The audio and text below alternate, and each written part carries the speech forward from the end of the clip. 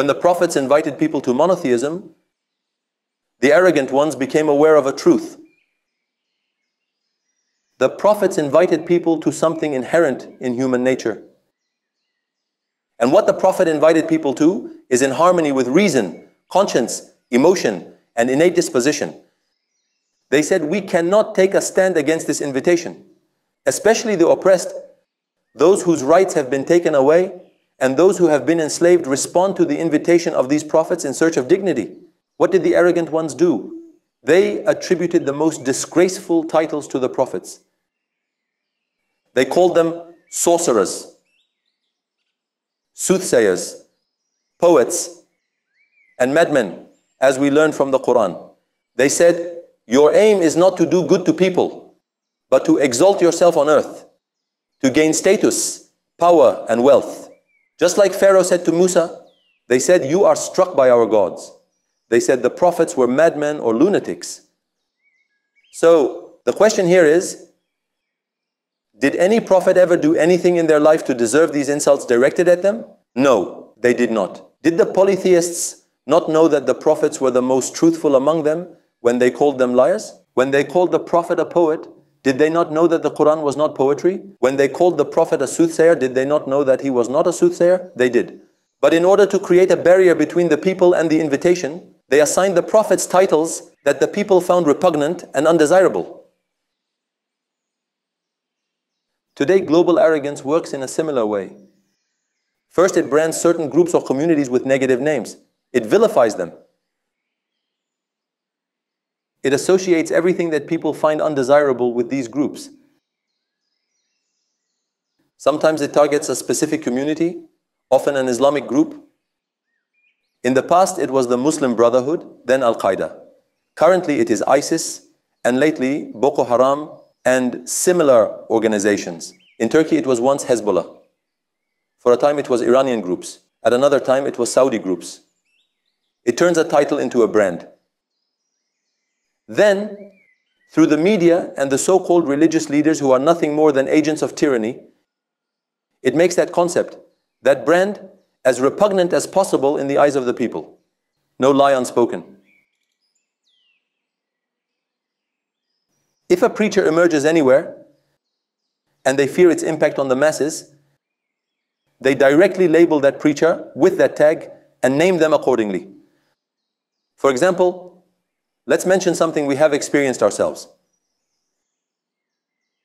There was a 4th grade police officer who is imprisoned in Silivri recently. When talking to us, he was a FETO supporter. He told me, we know you are not Al-Qaeda. He said this to me personally. Later, these views were reflected in some documents, and when American diplomats corresponded with their country from here, they had to admit that most Muslims detained in Turkey as Al-Qaeda affiliates had no real connection to Al-Qaeda. They were only not living according to the generally accepted religious understanding in Turkey. Yet, the same individuals still detained us as Al-Qaeda a second time and a third time as well. The Bursa Heavy Penal Court, the prosecutor, is conducting an operation on our magazine building and detaining the brothers. The court president wrote a letter to the intelligence agency asking about other known preachers in Turkey. He inquired, who are these people? Do they have any connection with ISIS? The response came back as follows. These people have no connection with ISIS. In fact, due to his distancing statements about ISIS supporters and sympathizers do not listen to him. They have given another name, saying that someone else is being listened to.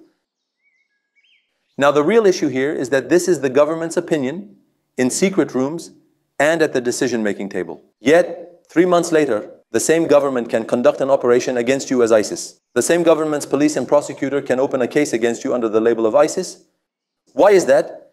Because when people hear your invitation, they think, this person is from a certain organization, or this group is associated with a certain organization. And thus, they want to prevent people from listening to you by making the image they have formed in their minds come to life. We should not be upset about this. This is the Sunnah of Allah Azza wa Jal. Making false accusations, defaming and misrepresenting people is part of Allah's Sunnah. It is something that has happened to all the prophets. We are currently experiencing it as well. So even though they tell us in secret rooms and courtrooms that we are not what they claim, within 3 or 5 months, especially to appease the Kemalists in Turkey and placate them, they always conduct operations every 6 or 8 months under these names. I am now concerned about this. Allah knows this too. I think that since ISIS has lost its popularity, they will probably conduct the next operation under the name of Boko Haram. The following operation might be under Al-Shabaab. After that, no other organization will be left. They might even create a fictional group or organization or label it as something entirely imaginary, something like aliens. When they want to detain Muslims, they might say that there is a connection between them and aliens. And that's why they were detained. Turkish Muslims, especially the Islamic community, are accustomed to this. At one time, everyone was labeled as Hezbollah supporters. At another time, everyone was labeled as Ibdasi adherents. At another time, everyone was labeled as Iranian supporters. At another time, everyone was labeled as Saudi supporters. Associate whatever is currently in vogue with the problem. Detain people, oppress them, and silence the voice of the dawah. This is the project. But with all my heart, I firmly believe that this religion is the religion of Allah, and Allah will complete His light. A person who believes they can stop the progress of Allah's religion is like a fool or a madman trying to blow on the sun to reduce its heat. A person who thinks, I detained so-and-so, so this issue will be resolved. Or, I expelled so-and-so from the country, so this issue will be resolved. Or, I carried out an assassination and killed so-and-so, so the dawah of monotheism and sunnah will end, is deluding themselves. They believe they can challenge Allah and stop His light. We are merely instruments and callers who convey Allah's religion to people. Neither Allah nor His religion needs us, those before us or those after us. They may remove us, but Allah will bring forth new individuals. Allah will bring new voices, new faces, stronger, more knowledgeable and more wise callers. This is our good opinion of Allah Azza wa Jal. May Allah Azza wa Jal protect all the preachers and Muslims on earth from the traps set by the disbelievers.